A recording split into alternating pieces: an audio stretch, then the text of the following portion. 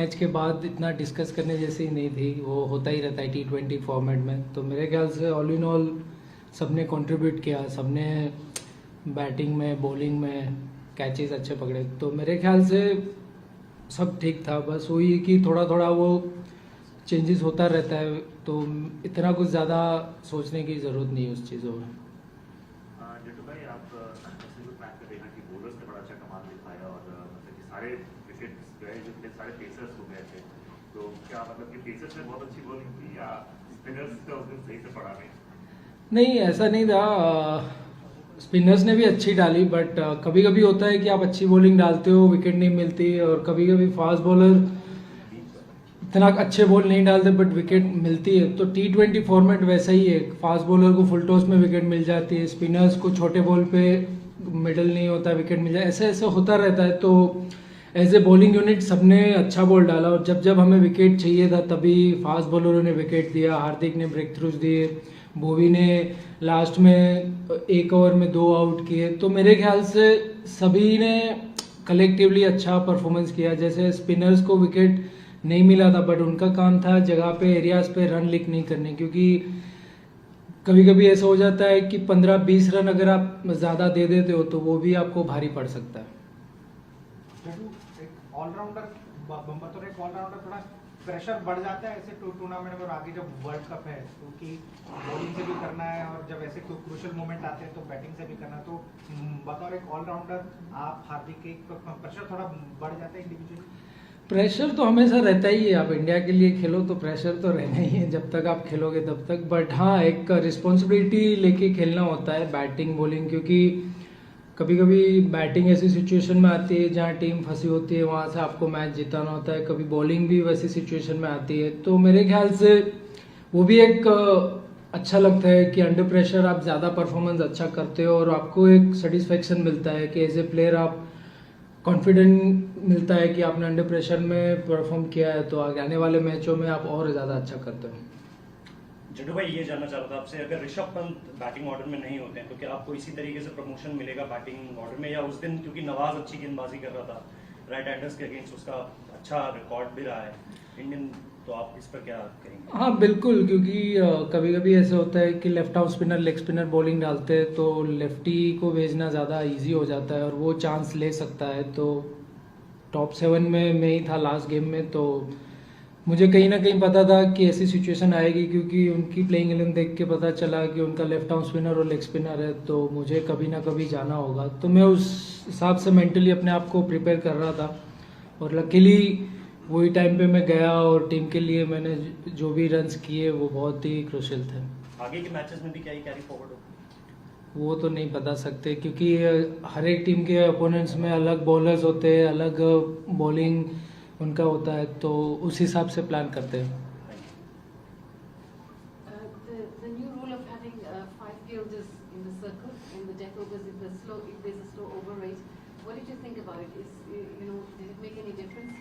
Yeah, I think we need to move between the overs quickly, because otherwise we have to bowl with 5 fielders inside. So it sometime it might cost the game. So we need to work on the moving, like between the overs we need to move quickly. भाई, आपके batting के बारे में, मतलब अभी आप top order में batting कर रहे हो, in test matches you are primarily a spinner, then you are a batsman. In white ball cricket ये क्या रिवर्स होता है, और how do you go in when you know that top 3 थोड़ा सा रस्टी है, वो लोग ज़्यादा नहीं खेले हुए, विराट के भी रन नहीं आ रहे, तो आपके ऊपर how do you see as a top order batsman? कुछ नहीं, मैं मतलब ज़्यादा इतना ये सब प्लान नहीं करता हूँ जितना आप इतना डिटेल में बता रहे हैं, बट मैं बस जब भी जाता हूँ तो अपना अच्छा करने को देखता हूँ, सिचुएशन से खेलता हूँ। और T20 में कभी कभार ऐसा होता है कि आपको सोचना नहीं है, जो भी सिचुएशन बनी हुई है जाके सीधा ही खेलना है। तो बस ज़्यादा इतना मैं सोचता नहीं हूँ कि टेस्ट में बॉलिंग डालता हूँ और फिर बाद में बैटिंग करता हूँ, और इधर वाइट में बैटिंग करता हूँ फिर बॉलिंग करता हूँ, इतना ऐसा कुछ नहीं है मेरे मन में। मैं सोचता हूँ कि बैटिंग में मुझे रन्स करने, और जब भी टीम को ज़रूरत है तो विकेट में ब्रेक थ्रूज देने बस। जड्डू भाई, एक तो आप अपनी सफलता का राज बताइए। आईपीएल खत्म होता है, अलग अलग खबरें आती हैं कि जड्डू वर्ल्ड कप भी नहीं खेलेंगे, 1 साल के लिए इंजर्ड हो गए हैं। उसके बाद आप आते हैं इंडिया पाकिस्तान का इतना बड़ा मैच, इंडिया को जीत दिला के चले आते हो। तो ये सब प्रेशर को कैसे हैंडल करते हो? जो खबरें आती रहती है क्या डिस्ट्रैक्ट होते हैं थोड़ा बहुत के लिए? आपने तो बहुत छोटी बात की है कि मैं नहीं हूँ वर्ल्ड कप, बीच में तो खबर आई थी मैं मर गया हूँ ये कब? तो वही तो इससे बड़ी खबर तो हो ही नहीं सकती, तो मैं इतना ज़्यादा नहीं सोचता हूँ। मैं वही जैसे मैंने बताया कि मैं अपना सीधा हिसाब है, ग्राउंड पे जाना है और खेलना है और अच्छा परफॉर्मेंस करना है बस। सफलता का राज आप क्या मानते हैं? सफलता का बस ये कि नाइट्स में प्रैक्टिस करते हैं, कोई भी जो चीज़ होती है उस पर इम्प्रूवमेंट करने की कोशिश करते हैं और वही मैच में कामयाबी दिलाती है। तो वही है बस, day in day out same वही प्रैक्टिस करते हैं, bowling batting fielding. Ravindra Bimal Kumar this side. एक सवाल ये, आप अगर बॉलर हैं इंडिया के, जब आप बॉलिंग करते हैं इंडियन बैटिंग लाइनअप को जिसमें Ravindra Jadeja, Hardik Pandya, Dinesh Karthik as a finisher, उस समय रविंद्र जडेजा बॉलर की स्ट्रेटेजी क्या होगी? क्या उनको डर लगेगा ये बैटिंग लाइनअप देखकर? बिल्कुल है, क्योंकि कोई भी टीम के पास इतने ऑप्शंस होते हैं तो वो खुल के ही खेलेंगे, तो ऑब्वियसली प्रेशर तो रहेगा ही। और जैसे हमारा बैटिंग लाइनअप है, हमारे पास सभी ऐसे बैट्समैन हैं जो सभी गेम खेल सकते हैं, तो मेरे ख्याल से अगर ऐसा कोई भी टीम के पास बैटिंग लाइनअप है तो ज़रूर वो प्रेशर तो रहता ही है। तो जड्डू बॉलर क्या करेंगे वो नहीं बताया? जड्डू बॉलर तो क्या एक साथ में कैसे खेल डाल सकता है नहीं बिल्कुल ही, अगर सामने वाली टीम में ऐसा अगर कोई है तो वो T20 स्पेशली कहाँ कौन से एरियाज पे बैट्समैन खेलता है, कौन सा उसका स्ट्रॉन्ग जोन है और कौन से एंड से डाल रहा हूँ, चाहे आउटफील्ड बड़ा है, तो वो सब चीज़ दिमाग में रख के बॉल डालने की कोशिश करूँगा। How do you look at tomorrow's game against Hong Kong, and how can they challenge you, or would you be challenging yourselves to win? Definitely we gonna play with the positive mindset. We're not gonna take it lightly because in T20 on a given day anything can happen. So we'll definitely look to play positive and give our best. Last 3 sir ये बताइएगा कि आखिरी overs में लग रहा था कि India बड़ा टफ मैच रहा इंडिया पाकिस्तान का, तो लग रहा था कि इंडिया मैच हार भी सकता है। तो नसीम शाह अगर कोई क्रैम्प्स ना आते तो आप समझते हैं कि इंडिया मैच हार सकता था? और दूसरा नसीम शाह की बॉलिंग के बारे में बताइएगा वो कैसी है? नहीं, ऐसा कुछ नहीं है कि क्रैम्प्स नहीं आते तो हम हार जाते, ऐसा कुछ नहीं था। क्योंकि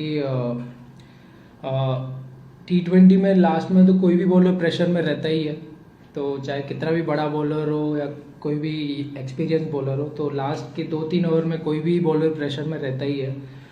तो मेरे ख्याल से बस वही इंटेंट था कि जितने भी रन आए वो 18-19 तक ज़्यादा रन कोशिश करेंगे, ताकि अगर लास्ट ओवर में जितने कम रन बच जाए उतना अच्छा है। और लकीली हमने जो ट्राई किया वही डिलीवर हुआ। और नसीम साहब मतलब अच्छे यंग तेज़ बॉलर है, अच्छे, उनको पता है कि उनको कौन से एरियाज़ में बॉल डालनी है और कौन से बैट्समैन के अगेंस्ट क्या लाइन डालनी है। तो मेरे ख्याल से उनके तीनों फास्ट बॉलर अच्छे थे, जो तीनों अच्छे एरियाज़ में बॉल डाल रहे, तो इतना ईजी नहीं था।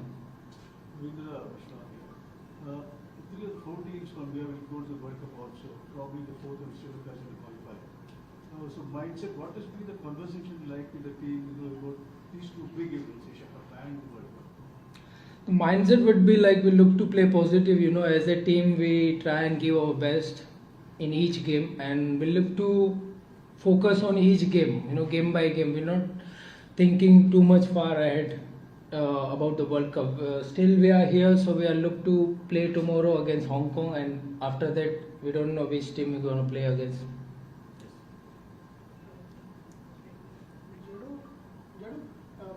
आप ऐसे एरिया से आते हो जहाँ धूप होती है, इतनी तो नहीं होती लेकिन धूप होती है, उसका थोड़ा सा फर्क पड़ता है आपको? क्योंकि जो पाकिस्तान का मैच देखा, बहुत प्लेयरों को उनकी बहुत तकलीफ हुई, तो उसके ऊपर ध्यान देके वो भी संभालना बहुत ज़रूरी है। बिल्कुल बिल्कुल, कभी कभी ऐसे सिचुएशन में अगर आपका बॉडी साथ नहीं देता है तो वो परफॉर्मेंस और पर्टिकुलर जो वो टाइम पे भी वो फ़र्क पड़ता है।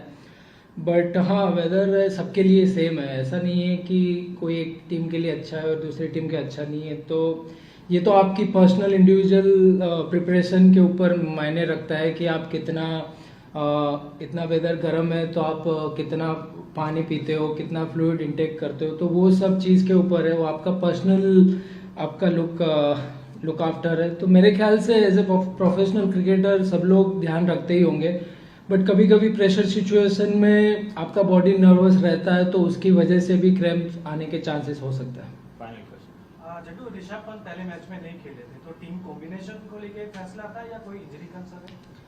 ये बिल्कुल ही मुझे नहीं पता है, ये मेरी बुक के बाहर वाला क्वेश्चन है। थैंक यू चलो, थैंक यू। यहाँ से आना।